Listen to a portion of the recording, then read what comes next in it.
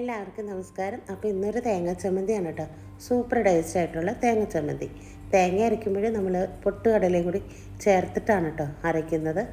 അപ്പോൾ ഇഡ്ഡലിയുടെയും ദോശയുടെയൊക്കെ കൂടെ കഴിക്കാവുന്ന super taste ആയിട്ടുള്ള തേങ്ങ ചമ്മന്തി.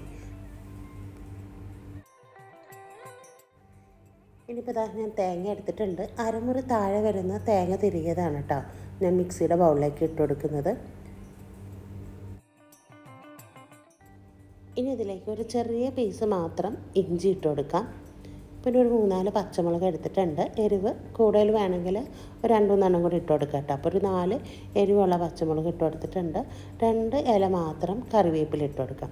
പിന്നെ പൊട്ടുകടല ഒരു 1/4 കപ്പ് എടുത്തിട്ടുണ്ട്. വറുത്തതായിരുന്നു, എന്നാൽ ഒന്നും കൂടി ഞാനിതാ പാനിലിട്ടിട്ട് ഒന്ന് ചൂടാക്കിയിട്ടുണ്ട്, വറുത്തെടുത്തിട്ടുണ്ട്. അതും കൂടി ഇതിലേക്ക് ചേർത്തെടുക്കാം. പിന്നെ വേണ്ടത് പുളിയാണ് കേട്ടോ. പിന്നെ ആവശ്യത്തിനുള്ള ഉപ്പും. പുളി അപ്പം ഞാനൊരു ചെറിയ പീസ് എടുത്തിട്ടുണ്ട്. എനിക്ക് കുറച്ച് പുളിയുടെ രസം വേണം, അതുകൊണ്ടാണ്.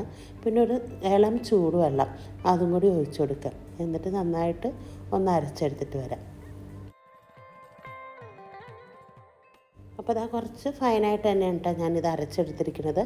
എന്നിട്ട് ഒരു ബൗളിലേക്ക് ഇതൊന്ന് മാറ്റി കൊടുക്കാം. പിന്നെ ആവശ്യത്തിനുള്ള ഇളം ചൂടുവെള്ളം കൂടി ഒഴിച്ചു കൊടുത്തിട്ട് നന്നായിട്ടൊന്ന് മിക്സാക്കി കൊടുക്കാം. കുറച്ച് കട്ടിയിൽ വേണമെങ്കിൽ അങ്ങനെ എടുക്കാം കേട്ടോ. ഞാനിപ്പോൾ ഒരിച്ചിരി മാത്രം ഒരു 1/4 കപ്പ് വെള്ളം കൂടി ഒഴിച്ചു കൊടുത്തിട്ട് നന്നായിട്ടൊന്ന് മിക്സാക്കിയിട്ടുണ്ട്. ഈ സമയത്ത് ഉപ്പിൻ്റെ പോരായ്മ ഉണ്ടെങ്കിൽ ഉപ്പൊക്കെ ഇട്ട് കൊടുക്കാം കേട്ടോ. ഇനിയിപ്പോൾ ഒരു പാൻ വെച്ചെടുത്തിട്ടുണ്ട്. അതിലേക്ക് ഒരു അല്പം വെളിച്ചെണ്ണ ഒഴിച്ചെടുക്കാം. വെളിച്ചെണ്ണ അല്ലെങ്കിൽ നല്ലെണ്ണ ആയാലും കുഴപ്പമില്ല കേട്ടോ. എന്നിട്ട് ഒന്ന് ചൂടായി കഴിയുമ്പോൾ ഉഴുന്നും പരിപ്പും കടുകും ഇട്ട് കൊടുക്കാം. ഇത് രണ്ടും ഒന്ന് പൊട്ടിയതിന് ശേഷം നമ്മുടെ ചെറിയുള്ളി ഉണ്ടല്ലോ, അത് വട്ടത്തിൽ അരിഞ്ഞതാണ്. അതും കറിവേപ്പിലയും ഉണക്കമുളക് കുറച്ചൊന്ന് കീറിയിട്ട് കൊടുക്കുന്നുണ്ട്. എന്നിട്ട് നന്നായിട്ടൊന്ന് ഫ്രൈ ആക്കി എടുക്കാം. അപ്പോൾ ഇതൊന്ന് നന്നായിട്ടൊന്ന് മൂത്ത് വരട്ടെ. നല്ല ബ്രൗൺ കളറാവുന്നത് വരെ ഒന്ന് മൂത്ത് വരണം കേട്ടോ. അപ്പോൾ നന്നായിട്ട് ഇതൊന്ന് മൂത്ത് വന്നിട്ടുണ്ട്. ഇനിയിപ്പോൾ നമ്മുടെ ചമ്മന്തിയിലേക്ക് ഒഴിച്ചെടുക്കാം. ഇനിയിപ്പോൾ നന്നായിട്ടൊന്ന് മിക്സ് ആക്കിയിട്ട് ഒരല്പം എടുത്തിട്ട് പാനിലേക്ക് ഒഴിച്ചിട്ട് അതും കൂടി ഇതിലേക്ക് ചേർത്ത് കൊടുക്കുന്നുണ്ട്.